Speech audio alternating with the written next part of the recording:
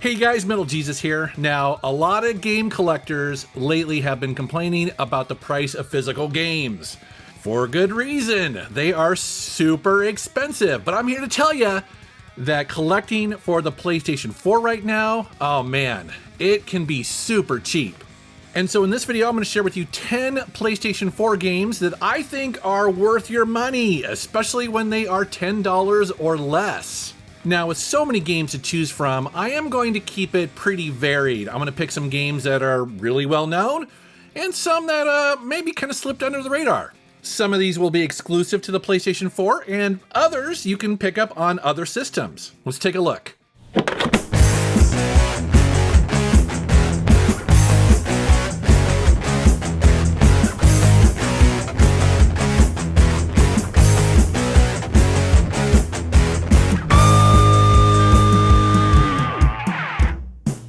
I'm going to start with probably an obvious choice, but again, at $10, I think this is such a good game. And in many ways, it is a real showcase for what the PlayStation 4 can do. That, of course, is Uncharted 4: A Thief's End. Like the name suggests, this is the fourth game in the series, at least the main series. There was a couple other ones on iOS and PSP, but we're not counting those right now. The thing to know about this is that it takes place several years after the end of the third game. However, in my opinion, you don't necessarily need to have played the previous three games, although it would be highly recommended just because this is kind of wrapping up the series. Now, if you're not familiar with the Uncharted series, well, what is wrong with you? Because they're fantastic. They are third-person shooter / platform / puzzle games that are, oh man, they're just some of the best games you could possibly play, both with characters, with story, and of course gameplay. And I do like recommending this game, like I said, because it is just such an amazing showcase for what the PlayStation 4 can do. But more than that, it has a great story and frankly, just a truly excellent ending to the series. It is one of my favorite endings of any game ever because it's just so satisfying. Obviously, I'm not going to spoil it here, but it's really great. My only complaint about this game is that it does go on a little long. Towards the end of this game, you're kind of ready for it to be over. But again, if you haven't played these in a while, or maybe if you've never played an Uncharted game and you have a PS4, well, you have to pick this up. Next up is another exclusive for the PlayStation 4, that is Killzone Shadow Fall. You can get this game for as little as $7. And the reason for that is because it was a launch title for the PS4 all the way back in 2013. Now, the Killzone franchise has always been a bit of a showcase for what the PlayStation consoles could do, and this is no exception. I think it still looks really good today, and primarily that's because it was created by Guerrilla Games. They are the makers of the excellent Horizon Zero Dawn. Such a great and talented game developer. What feels a little bit different about this one is that it is just a little bit more open-ended than the previous games in the series. Also, there is a lot of stealth elements in this game, which I am always a big fan of. I also like in this game that you have this robotic AI called an owl that you can command to do tasks for you. So for instance, this little AI will fly around you, kind of hovering above you, and you can get it to hack terminals. You can also target enemies and it'll attack them. It'll create zip lines for you so you can kind of get around in the map. It can also heal you. And again, the game just looks gorgeous on the PlayStation 4 Pro. That's what you're seeing it on here. Not probably the first-person shooter that's going to change your life or anything, but again, for $7, if you haven't played this game and you got a PS4, check it out. All right, I have a PlayStation VR, and I feel like it's appropriate to also mention some VR games that are really cheap right now. This, of course, is Battlezone VR. This was originally released for the PlayStation VR, but then it later got ported over to Windows, so you can also play this on the Oculus Rift, as well as the HTC Vive. But I originally played it on the PlayStation VR, and it's a really cool reimagining of the 80s classic arcade game. I feel like that they took that nugget of an idea and they really expanded it here in a really interesting and cool way. I mean, it feels like this game was born to be, created for VR. Now, I will say that this game can give you a bit of vertigo or nausea.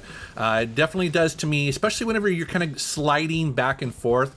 And it's not really specific to Battlezone, because pretty much any VR game that has me kind of moving back and forth typically will make me want to puke my guts out. So this game has a little bit of that. You do get used to it though, and also you can kind of control how much of that is in the game. So you don't have to necessarily puke your guts out, but it is definitely a little bit of a shaky experience.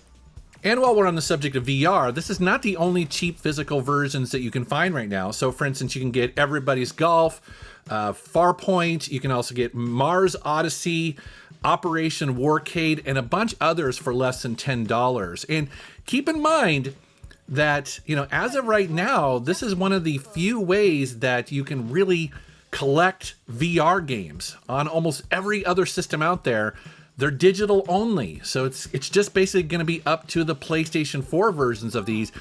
In my opinion, that's going to archive them for the future. So something to keep in mind if you like playing VR games. Next up is Redout. So this is a futuristic arcade racing game that is very much in the style of, say, F-Zero or Wipeout, where basically you're piloting a really super fast anti-gravity vehicle. Now, what makes and breaks these kind of games, because they are so fast, are the really good controls. And here you control the ship by steering and also strafing with the analog thumbsticks. I have to say, it feels really good in this game. It's not frustrating at all. You're definitely going to have a good time with it. And I think the game looks really good. I mean, it's running at a solid 60 frames per second. You can see those graphics look great. It's kind of hard to take them in when you're going so dang fast. But that's what I love about these games. I love the fact that the tracks are really cool, they're really interesting, but then you have these kind of fantastic levels. So yeah, it's just a beautiful game. And for the most part, this game keeps it pretty safe. It's not going to do anything that's radically new or different.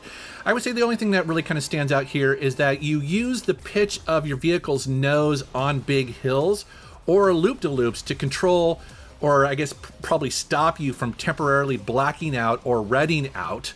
Redout, I guess, hence the name. So that's really the only thing that's kind of a little bit different about this game, is that you do end up pushing forward or pulling back depending on the track. But overall, it's a solid arcade racing game, and I like it.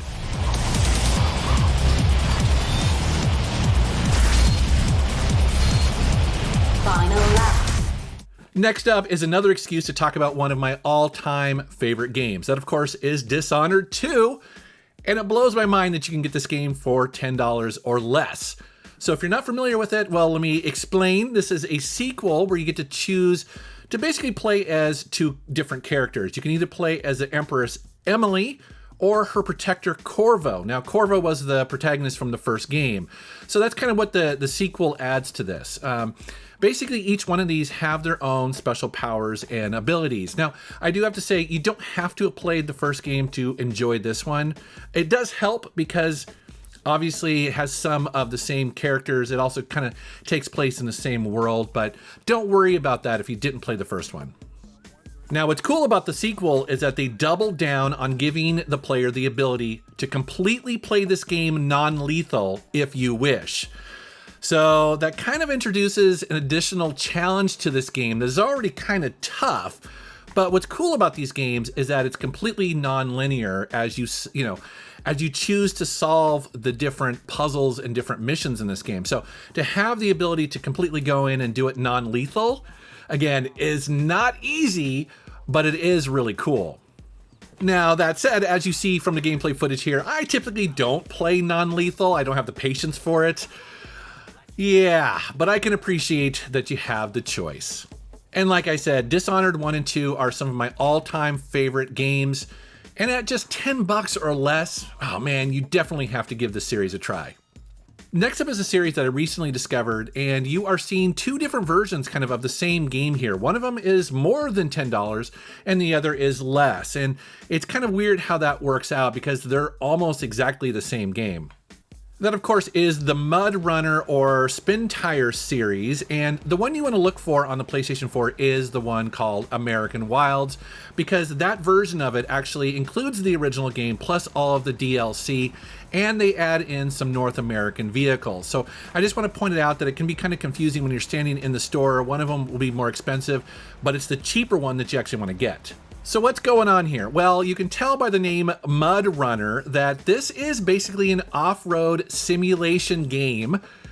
And, you know, like I said, I'm new to this series. Normally, I like to play a lot of arcade games, not necessarily simulation games. However, this series is so unique and so interesting that I'm addicted to it. Basically, what you're doing here is driving a bunch of off-road vehicles, exploring and opening up your map. You also, while you're doing that, you're also discovering additional vehicles that you can drive. And then ultimately, you're trying to deliver logs to a mill that will end the missions for you. That's a very simplistic version of this game. However, it is way tougher than it sounds. I mean, you need to have some serious patience with this game because you can run out of gas, you could damage or flip your vehicle. It's way harder to just get, you know, from point A to point B than it would ever seem. I guess what I'm trying to get at is that this game is hilariously difficult at times. But like I said, there's something very addictive about this game, how it really just slows down, you know, a racing game essentially, to the point where just going sometimes a couple feet in this game can be a challenge and really almost like a puzzle to figure out. So like I said, a very highly addictive game. If you like racing games or simulation games and you're looking for something different, give this one a try. Next up is a game I'm so excited to talk about. That is Bulletstorm Full Clip Edition. So this is a first-person shooter that is... It's completely over the top. It has so much attitude. It's just so much fun.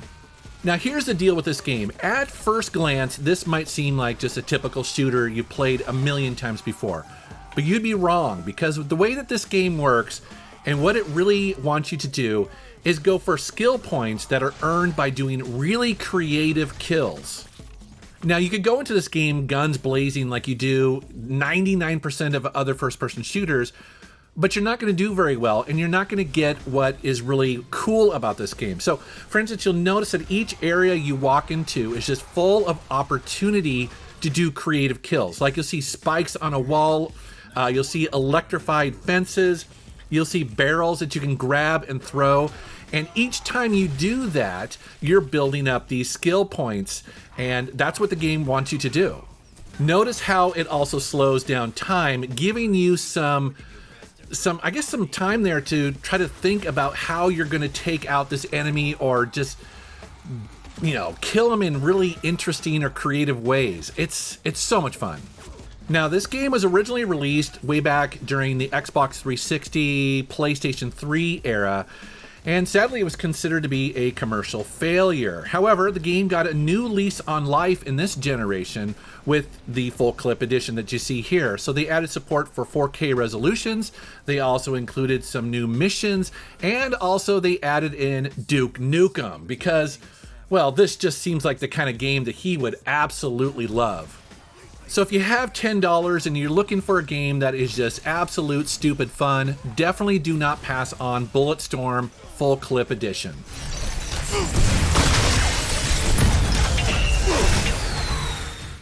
Next up is a game that I played a ton. This, of course, is Trials Fusion.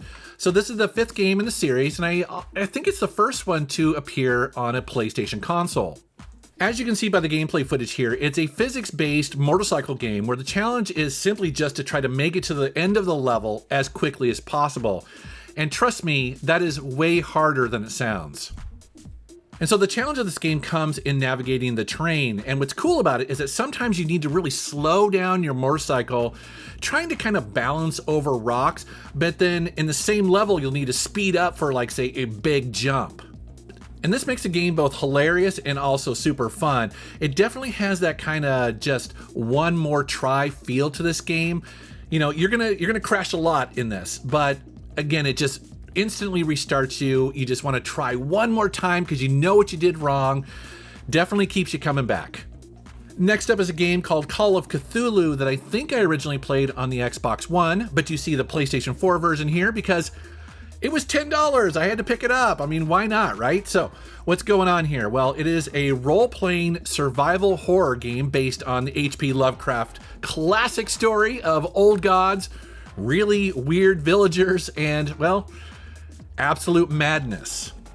In this game, you play as a detective that is pretty much an alcoholic and down on his luck, and he takes a case that basically sees him going to this really creepy village looking to find out what happened to this artist that was painting these very disturbing paintings that were kind of the talk of the town.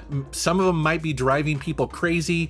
It's messed up stuff. And so you're there in this town talking to villagers, trying to see what happened to her and her family. They seem to have died in a fire, kind of mysterious circumstances, and you're just trying to get to the bottom of it. Now, in doing so, you experience some really weird stuff. I'm not going to spoil it here. All I will say is that if you've heard of this game and you're not entirely sure what to think about it, what I recommend you do is try to get to at least Chapter 5. Chapter 5 is, I think, where the game really starts to pick up. I'm not going to show you anything around that area because I want to keep it a bit of a surprise. It's very cool. And I guess that's the thing I like about this game. It's got a really creepy atmosphere and it's pretty fun to explore, but I will say that at times it does feel a little bit like a budget title. It's got some clunky animation and some of the dialogue can be a little stilted. It's a little rough in patches. You know, I guess at the time this game came out and it was full price on consoles, and that's a little much. But now I feel like I can really recommend this game because, again, if you can get this for $10 or so, yeah, I think it's worth it. Next up is Rad Rodgers. So this is a 2.5D style platforming game that was definitely inspired by classics like, say, Commander Keen. In this game, you play as a feisty little boy who goes to sleep one night and wakes up in this video game inspired world that he's kind of created in his mind. What's really weird about this is that he meets his gaming console as a character. So the gaming console actually has arms and a bad attitude, kind of helps him along his way. And this is pretty standard stuff when it comes to platforming. Nothing too groundbreaking here. You're obviously jumping from platform to platform, you're shooting and punching enemies, you're also looking for loot, and you're basically just trying to find the exit. But the game is really good looking. I mean, you're seeing the gameplay footage here. It looks really fantastic, and it's got a lot of heart. This is a good game. Also, this game has a bit of challenge. It is not an easy game, especially when you're platforming and also taking on some of the enemies. Also, too, I appreciated that at times I didn't know where I needed to go. So it's almost got a little bit of Metroid in there where you just kind of have to go off the beaten path sometimes to figure out where a key is that you need or some piece of a puzzle that you need to unlock that exit. It's not a perfect game, but if you like these kind of platforming games and you got $10, you definitely should check it out.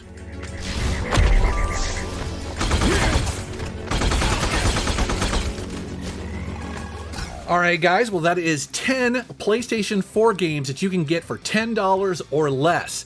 And I'll be honest here, I barely scratched the surface. I mean, there are so many more games I could have mentioned, both popular and also some of the lesser known hidden gems. And I would love to know from you down in the comments, what are some of the games you think that should be mentioned? Please post below. And as always, guys, I want to thank you for watching my channel. Thank you for subscribing, and take care.